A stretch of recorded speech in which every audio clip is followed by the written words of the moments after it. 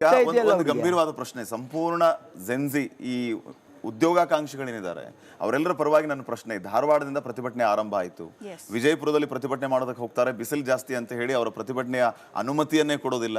ಧಾರವಾಡದಲ್ಲಿ ಅವರೊಬ್ಬರು ಪ್ರತಿಭಟನೆ ಕೂತ್ರೆ ಅವ್ರನ್ನೇ ಕರ್ಕೊಂಡು ಹೋಗುವಂತ ಕೆಲಸ ಆಗ್ತಾ ಇದೆ.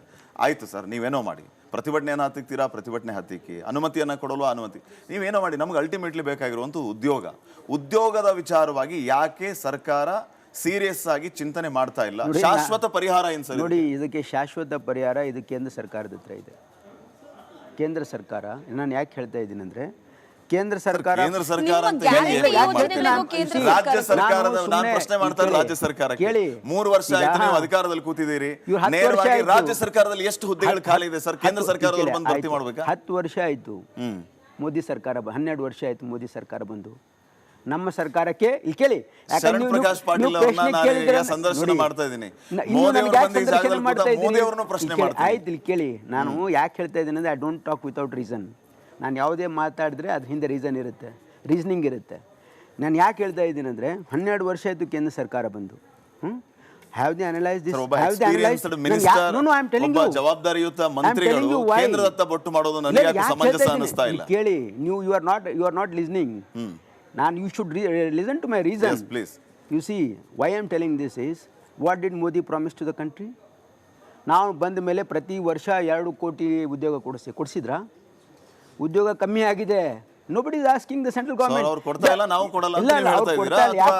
ಉದ್ಯೋಗಾಕಾಂಕ್ಷಿಗಳು ಮೋದಿನ ಕೇಳಿ ಅಂತ ಹೇಳ್ತಾ ಇದ್ದೀರಾ? ನಾವು ಏನು ಮಾಡ್ತಾ ಇದೀವಿ ಅಂತ ನಾನು ಹೇಳ್ತಾ ಇದ್ದೀನಿ.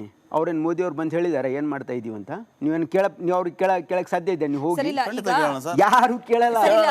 ಆಯ್ತು, ಶರಣ್ ಪ್ರಕಾಶ್ ಪಾಟೀಲ್ ಅವ್ರ ತರ ಮೋದಿ ಅವರು ಬಂದು ಕೂರಿಲ್ ನಮ್ಮ ಮಧ್ಯದಲ್ಲಿ ಕೇಳ್ತೀವಿ. ಅದೇ ಪ್ರಶ್ನೆ. ನೋಡಿ, ಈ ದೇಶದ ಪ್ರಧಾನಮಂತ್ರಿ ಆಗಿರೋರು is not ready to address the media. ನಿಮ್ಗೆ ಯಾವ್ದು ಪ್ರೆಸ್ ಕಾನ್ಫರೆನ್ಸ್ ಮಾಡಿದಾರಾ? ಯಾವ್ದಾದ್ರು ಸಮಸ್ಯೆಗೆ ಉತ್ತರ ಹೇಳಿದಾರ? ನಾನು ಬಂದು ಹೇಳ್ತಾ ಇದ್ದೀನಿ. You are asking me question, I am answering. I am telling you why, because you see there are some policy decision which need be taken at the central level. AICT, that's why I told AICT should restructure the curriculum. ಯುವಕರಿಗೆ, ನಮ್ಮ ರಾಜ್ಯದ ಉದ್ಯೋಗಾಕಾಂಕ್ಷಿಗಳಿಗೆ ಉದ್ಯೋಗ ಬೇಕು ಅಂತ ಕೇಳಿದ್ರೆ ಶರಣ್ ಪ್ರಕಾಶ್ ಪಾಟೀಲ್ ಅವರ ಉತ್ತರ ಹೋಗಿ ಮೋದಿನ ಕೇಳಿ ಅಂತ ನಾನು ಹಂಗೆ ಹೇಳ್ತಾ ಇಲ್ಲ. ನಾನು ಇದಕ್ಕೆ ಕೇಂದ್ರ ಸರ್ಕಾರ ರಾಜ್ಯ ಸರ್ಕಾರ ಎರಡು ಜೊತೆ ಕೆಲಸ ಮಾಡಬೇಕು ಅಂತ ಯಾಕೆ ಹೇಳ್ತಾ ಇದ್ದೀನಿ? We are doing a job, let the central government do it's job. ನಾನು ಅವ್ರು ಏನು ಜಾಬ್ ಅದಂತ ಹೇಳ್ತಾ ಇದ್ದೀನಿ, ಸುಮ್ಮನೆ ನಾನು ಅರ್ಕೆ ಉತ್ತರ ಕೊಡ್ತಾ ಇಲ್ಲ. ನೋಡಿ, they need to restructure the curriculum at the central level, especially in technical courses. ಈಗ ಇಂಜಿನಿಯರಿಂಗ್ ದೇನ್ ಕೋರ್ಸಸ್ ಅಲ್ಲಿ ಒಂದು ಮಾಡಿದಾರಲ್ಲ, that is creating unemployment. You see, ಯಾಕೆ GDTCL 100% ಎಂಪ್ಲಾಯ್ಮೆಂಟ್ ಸಿಗ್ತಾ ಇದೆ, ಯಾಕೆ ಇಂಜಿನಿಯರಿಂಗಲ್ಲಿ 15% ಸಿಗ್ತಾ ಇಲ್ಲ? There is a reason. I am not telling just like that. GDTCL 100% employment ಯಾಕೆ ಸಿಗ್ತಾ ಇದೆ ಅಂದರೆ, the model which we are following here is 30% is in classroom, 70% is in the workshop. Hands on training ಬೇಕು. ಇದಕ್ಕೆ restructure ಮಾಡಬೇಕಾದ್ರೆ we have to restructure our curriculum and how we teach the people. Sir, ಪಕ್ಕದ ಮಹಾರಾಷ್ಟ್ರ ಉದಾಹರಣೆ ತಗೊಳ್ಳಿ sir. ಪುಣೆಯಲ್ಲಿ ಇಂಜಿನಿಯರ್ಸ್ಗಳಿಗೆ ಎಷ್ಟು ಭವಿಷ್ಯ ಇದೆ, ನಮ್ಮ ರಾಜ್ಯದಲ್ಲಿ ಇಂಜಿನಿಯರ್ಸ್ಗಳಿಗೆ ಭವಿಷ್ಯ ಇಲ್ಲ.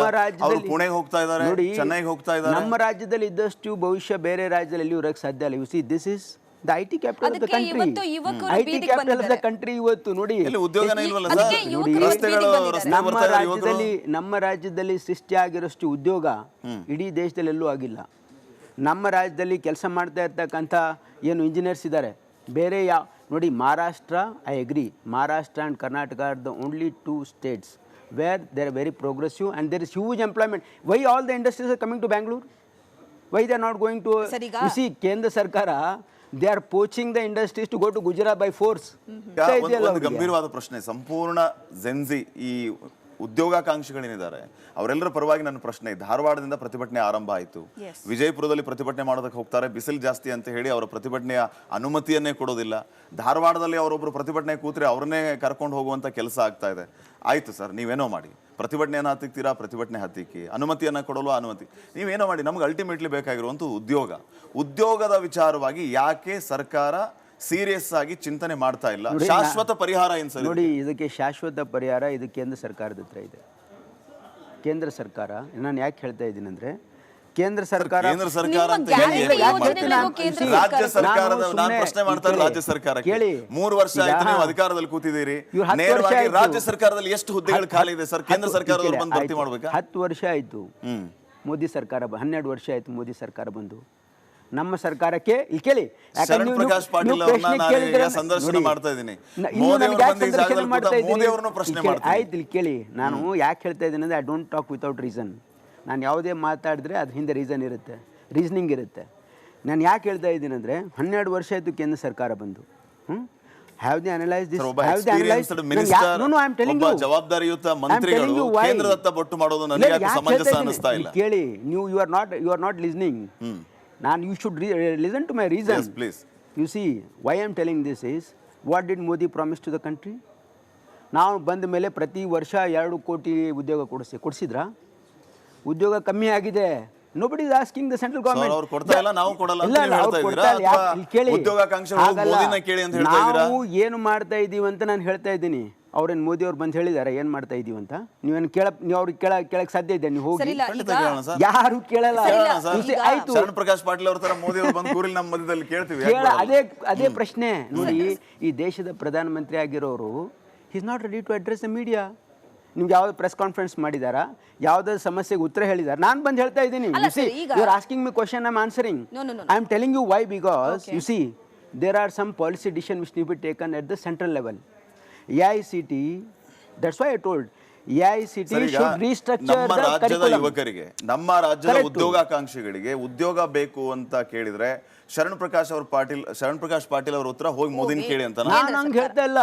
ನಾನು ಇದಕ್ಕೆ ಕೇಂದ್ರ ಸರ್ಕಾರ ರಾಜ್ಯ ಸರ್ಕಾರ ಎರಡು ಜೊತೆ ಕೆಲಸ ಮಾಡಬೇಕು ಅಂತ ಯಾಕೆ ಹೇಳ್ತಾ ಇದ್ದೀನಿ? We are doing a job, let the central government do it's job. ನಾನು ಅವ್ರು ಏನು ಜಾಬ್ ಅದಂತ ಹೇಳ್ತಾ ಇದ್ದೀನಿ, ಸುಮ್ಮನೆ ನಾನು ಅರ್ಕೆ ಉತ್ತರ ಕೊಡ್ತಾ ಇಲ್ಲ. ನೋಡಿ, they need to restructure the curriculum at the central level, especially in technical courses. ಈಗ ಇಂಜಿನಿಯರಿಂಗ್ ದೇನ್ ಕೋರ್ಸಸ್ ಅಲ್ಲಿ ಒಂದು ಮಾಡಿದಾರಲ್ಲ, that is creating unemployment. You see, ಯಾಕೆ GDTCಯಲ್ಲಿ 100% ಎಂಪ್ಲಾಯ್ಮೆಂಟ್ ಸಿಗ್ತಾ ಇದೆ, ಯಾಕೆ ಇಂಜಿನಿಯರಿಂಗಲ್ಲಿ 15% ಸಿಗ್ತಾ ಇಲ್ಲ? There is a reason. I am not telling just like that. GDTCಯಲ್ಲಿ 100% ಎಂಪ್ಲಾಯ್ಮೆಂಟ್ ಯಾಕೆ ಸಿಗ್ತಾ ಇದೆ ಅಂದರೆ, the model which we are following here is 30% is in classroom, 70% is in the workshop. Hands on training ಬೇಕು. ಇದಕ್ಕೆ restructure ಮಾಡಬೇಕಾದ್ರೆ we have to restructure our curriculum and how we teach the people. Sir, ಪಕ್ಕದ ಮಹಾರಾಷ್ಟ್ರ ಉದಾಹರಣೆ ತಗೊಳ್ಳಿ sir. ಪುಣೆಯಲ್ಲಿ ಇಂಜಿನಿಯರ್ಸ್ಗಳಿಗೆ ಎಷ್ಟು ಭವಿಷ್ಯ ಇದೆ, ನಮ್ಮ ರಾಜ್ಯದಲ್ಲಿ ಇಂಜಿನಿಯರ್ಸ್ಗಳಿಗೆ ಭವಿಷ್ಯ ಇಲ್ಲ. ಅವರು ಪುಣೆಗೆ ಹೋಗ್ತಾ ಇದ್ದಾರೆ, ಚೆನ್ನೈಗೆ ಹೋಗ್ತಾ ಇದ್ದಾರೆ. ನಮ್ಮ ರಾಜ್ಯದಲ್ಲಿ ಇದ್ದಷ್ಟು ಭವಿಷ್ಯ ಬೇರೆ ರಾಜ್ಯದಲ್ಲಿ ಎಲ್ಲಿಯೂ ಇರಕ್ಕೆ ಸಾಧ್ಯ ಇಲ್ಲ. U C, this is the IT capital of the country. IT capital of the country ಇವತ್ತು ನೋಡಿ. ಉದ್ಯೋಗನೇ ಇಲ್ವಲ್ಲ ಸರ್? ನಮ್ಮ ರಾಜ್ಯದಲ್ಲಿ ಸೃಷ್ಟಿ ಆಗಿರೋಷ್ಟು ಉದ್ಯೋಗ ಇಡೀ ದೇಶದಲ್ಲಿ ಎಲ್ಲೂ ಆಗಿಲ್ಲ. ನಮ್ಮ ರಾಜ್ಯದಲ್ಲಿ ಕೆಲಸ ಮಾಡ್ತಾ ಇರ್ತಕ್ಕಂಥ ಏನು ಇಂಜಿನಿಯರ್ಸ್ ಇದ್ದಾರೆ, ಬೇರೆ ಯಾವ ನೋಡಿ, Maharashtra, I agree, Maharashtra and Karnataka are the only 2 states where they are very progressive and there is huge employment. Why all the industries are coming to Bangalore? Why they are not going to? You see, ಕೇಂದ್ರ ಸರ್ಕಾರ, they are poaching the industries to go to Gujarat by force.